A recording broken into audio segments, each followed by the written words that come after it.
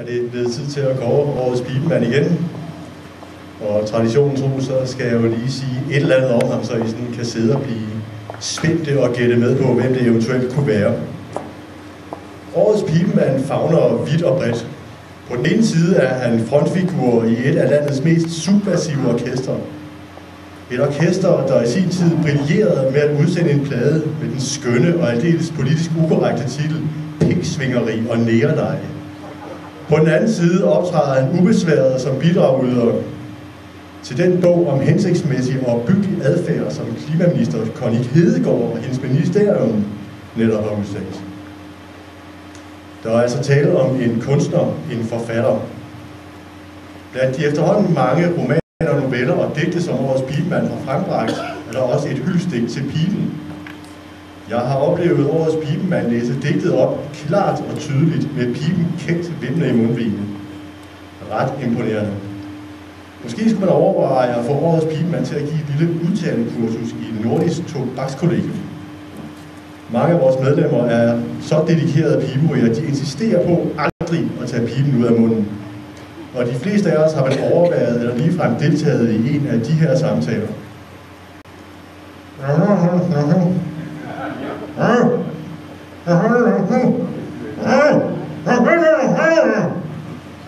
Og sådan fortsætter det ellers med røg og gløder og aske, står folk og mørder, man fatter ikke en skid. Tilbage til årets pibemand. En af de historier om årets pibemand, som jeg selv holder mest af, omhandler hans studielån. Som alle seriøse studerende havde han opbygget en anselig gæld, og da han havde færdiggjort studiet og gælden var gjort op, hævede hans far hele beløbet i 100 kronesedler og placerede dem i en kuffert, som far og søn som i fællesskab gik op og afleverede til SU-styrelsen. En smuk historie, som bevirkede, at der i dag både er dobbelt dørtelefon ved hoveddøren og alarmknapper ved samtlige skranker i SU-styrelsen. Ja, jeg kunne blive ved, men lad os hilse på ham. Årets pibemand 2008, forfatter med meget mere, Jens Blendstrup.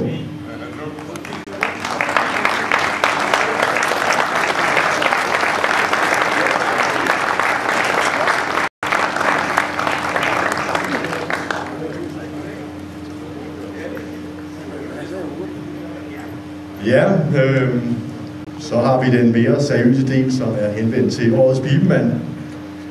Ja, Jens, så står vi her, hvilket giver mig anledning til at tænke tilbage på den første gang, vi mødte hinanden for snart 20 år siden. Begivenheden henstår ganske vist lidt tåget, men jeg har siden fået fortalt, at jeg ved den lejlighed præsenterer mig selv ved at bide dig hårdt i låret. Det er sikkert ondsindet bagvaskelse, men jeg vil alligevel godt benytte lejligheden til at sige pænt undskyld. Men nu står vi som sagt her, og du skal kåres som årets pibemand. Det er godt at se, at en mand i sin bedste alder stadig holder piben højt, og derved foregår som et godt og lysende eksempel for nutidens ungdom og de kommende generationer. Jeg nævnte indledningsvis dit pibedigt. Men det digt lægger du dig jo smukt i forlængelse af andre store digtere som Baudelaire, Mallarmé, Holger Drachmann og Tom Christensen, der alle har besunget piben og dens lyksaligheder. En anden af dine produktioner, der om end indirekte står i pibens tegn, er dit lysbilledshow Familiealbum, der skildrer livet i et parcelhuskvarter i provinsen i de brune 70'ere. Dengang kunne de ryge pibe. Der blev plantet hæk, lagt terrasser, byttet koner og røget perle og magt barens mixture, så det var en sand fryd. Alle ordentlige mænd holdt pibe dengang.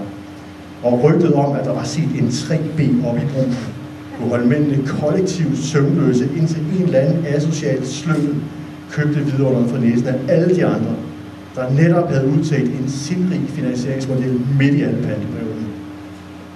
Her i 2009 er vi så stadigvæk nogle stykker, der ryger pibe, og du er en af dem, der gør det i fuld offentlighed med rank ryg og et glimt i øjet.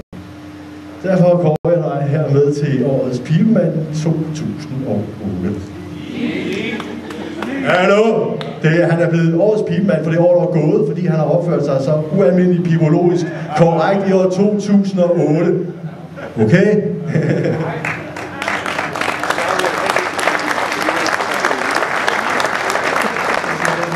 Så skide godt til de der bordtennispokaler, der stod hjemme i Amagerhylden, ikke? Det skulle lige have på først. Jo. Det er altså flottere medalje end den, man kan få for 10 klip ned på Jernbanecafé. Ej, det er skide flot. Jeg har lavet en lille tale her, faktisk, fordi jeg synes, jeg vil begrunde, at jeg har fået prisen. Kære piberygere, jeg vil gerne have lov at sige tak for denne pris. I skal vide, at jeg er utrolig stolt og glad. Sagen er nemlig den, at jeg kommer af en piberygerslægt. I min familie har vi røget pibe siden stenalderen. Siden kridttiden, hvor mine forfædre gik rundt med deres flintestenspiber med mammuttobak. Ja, måske endnu tidligere, helt tilbage fra dengang vi krøb i land fra hængedynen dønnet i tidernes morgen med vores vandtætte urpiber. Så tror jeg i hvert fald, det har været. Når jeg ser billeder fra gamle dage, er der piber på alle sammen. Alvorlige ældre mænd sidder sort-hvide og kigger udgrundeligt på mig, som om de ville sige, det er meget godt med dig og din larmende poesi. Men måske var det på tide at finde tid til lidt ro. Ryg kapsten, min dreng, den blå. Det er en dejlig tobak til at milde sejren i 1848 og nederlaget i 1864. Og i øvrigt også godt mod højt blodtryk, som vi synes, du viser tegn på. Det skal I ikke blande jer i, åndssvage gamle forfædre. Har I måske fået prisen som årets pibemand? Nej. Min far ville have været grøn af misundelse, selvom han måske hellere ville have haft elefantorden. Han røg også pibe, men mest da han var ung. Senere gik han over til Kings uden filter. Det skulle han aldrig have gjort. Hvis han var fortsat med piber, var han blevet 91, ligesom min farfar. Han røg nemlig pibe til fjernsyn og cigarer med herrerne, når de spillede bridge og ikke ville forstyrres. Her er han. Her er han som ung. Jeg skal lige finde sætningen, undskyld. Senere gik han, her er han som ung. Det må have været i hans følsomme formative fase, tror jeg.